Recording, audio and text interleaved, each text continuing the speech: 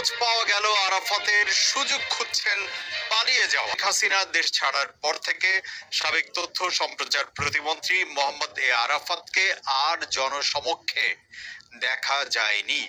তবে গত 27 আগস্ট গুঞ্জন উঠেছিল গ্রেপ্তার হয়েছেন তিনি।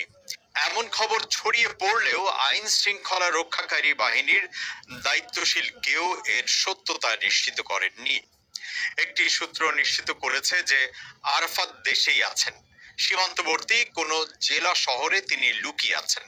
সেক্ষেত্রে সূত্রটি বলছে যে যশোরের কোনো একটি এলাকায় ছদ্মবেশ ধারণ করে আছেন এই সাবেক তথ্য প্রতিমন্ত্রী।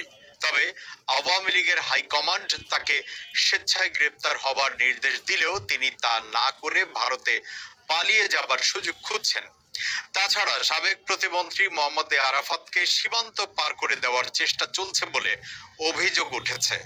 এই কাজে ঢাকা মহানগর উত্তরের গোয়েন্দা পুলিশের ২-৩ জন কর্মকর্তা সহায়তা করছেন বলে অভিযোগ করেন গুলশান সোসাইটির নির্বাহী কমিটির সদস্য আসওয়াদ ইসলাম।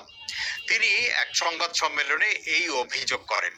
সর্বশেষ তাকে ঝিনাইদহে দাড়ি গোঁফ সহ দেখা গিয়েছিল বলে একটি অবিশ্বস্ত সূত্র জানায়, কিন্তু এই বিষয়ে আর কোনো তথ্য পাওয়া যায়নি। তবে নাম প্রকাশে অনিচ্ছুক যশোরের বিএনপি জামায়াতের কয়েকজন নেতা নিশ্চিত করেছেন যে আরাফাত যশোরেই আছেন, এমনকি তাদের পর্যবেক্ষণে আছেন।